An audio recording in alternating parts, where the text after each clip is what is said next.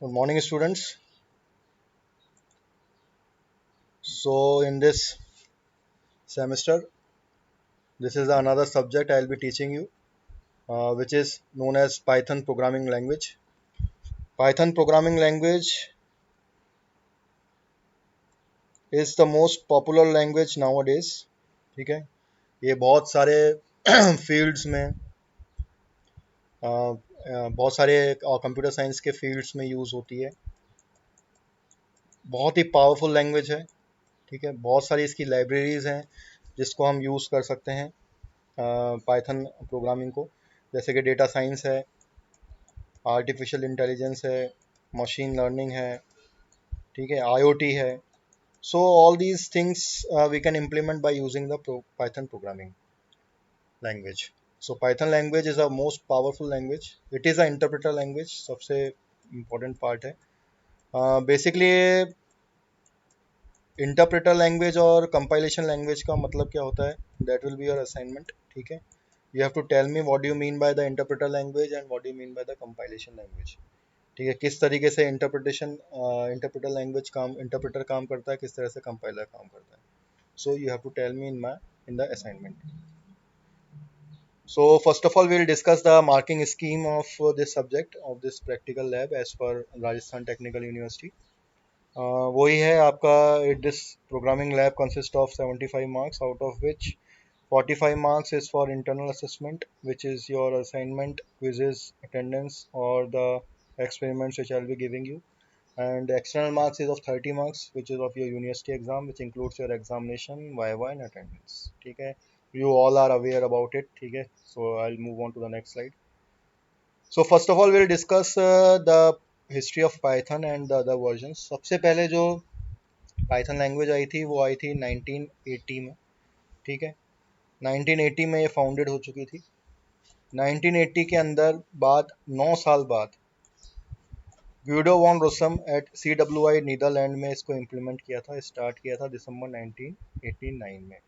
उसके बाद 91 में ग्यूडो वॉन रोसम ने पब्लिश किया सबसे पहला code which is known as 0.9.0 to alt sources. तो सबसे पहला जो इसका कोड रिलीज हुआ था वो 1991 में हुआ था.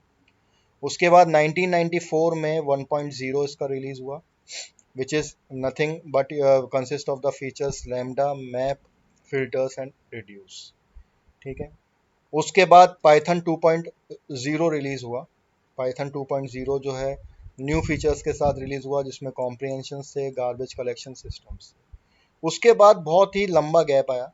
1994 के बाद 2008, मतलब के 14 साल बाद इसका पाइथन 3.0 वर्जन आया, जिसको हम पाई 3 के भी कहते हैं, जिसमें जो भी फंडामेंटल लॉस थे, फ्लॉज थे उस लैंग्वेज के अंदर, पाइथन लैंग्वेज के अंदर, वो सारे रेक्टिफाई हो गए. उसके बाद दो लैंग्वेजेस से इन्फ्लुएंस है, एक तो एबीसी लैंग्वेज है, एक मॉड्यूला 3 है. अब ये दोनों लैंग्वेजेस क्या होती हैं, that you have to tell me in the assignment. So this is the little bit of history part of the Python language. So इसके जो फाउंडर हैं वो ग्यूडो वान रुसेम है. कई बार हो सकता है आप लोगों को कैंपस के अंदर या इंटरव्यू के अंदर ये चीज़ें पूछी जाए. अब बात हम करते हैं इसके नाम की. कई लोग सोचते हैं कि यार पाइथन लैंग्वेज का नाम पाइथन क्यों पड़ा. तो ज़्यादातर लोग ये सोचते हैं कि हो सकता है पाइथन जो इस रेप्टाइल है उसकी वजह से पड़ा हो. नहीं, ऐसा नहीं है. बेसिकली क्या था, एक मॉन्टी पाइथन नाम का एक बहुत ही स्टैंडिंग कॉमेडियन था 1970s में, जो कि रेडियो पे आता था, ऑन एयर आता था. ग्यूडो वॉन रुस्सेम उसकी स्क्रिप्ट पढ़ता था और उसको बहुत अच्छी लगती थी उसकी जैसे जो स्क्रिप्ट्स थी, क्योंकि वो बहुत ही अनप्रिडिक्टेबल थी, स्लो थी, बहुत ही क्रिएटिव थी. तो मॉन्टी पाइथन के नाम से के ऊपर उसने पाइथन लैंग्वेज का नाम रखा. When Rusem wanted to select a name which is unique, short and little bit mysterious. ठीक है, तो इसी वजह से उसने मॉन्टी पाइथन फ्लाइंग सर्कस के नाम के ऊपर पाइथन लैंग्वेज का नाम रखा. So these are the applications of the Python language, जो मैं आप लोगों को पहले बता चुका हूँ. डेस्कटॉप एप्लीकेशंस हैं, वेब एप्लीकेशंस हैं, डेटा साइंस है, आर्टिफिशियल इंटेलिजेंस है, मशीन लर्निंग है, साइंटिफिक कंप्यूटिंग है, रोबोटिक्स है, इंटरनेट ऑफ थिंग्स हैं, गेमिंग है. So data analysis and preprocessing है. All these comes in the Python. तो Python has a vast variety of libraries. ठीक है, 2008 के बाद पाइथन बहुत ही ज़्यादा पॉपुलर हुई, और अभी जो पाइथन का जो लेटेस्ट वर्जन चल रहा है वो चल रहा है शायद पाइथन 3.6, और 3.7 भी रिलीज होने वाला है।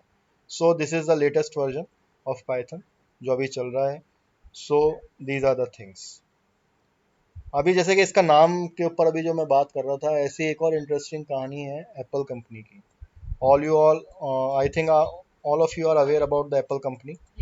एप्पल कंपनी के अंदर जो एप्पल है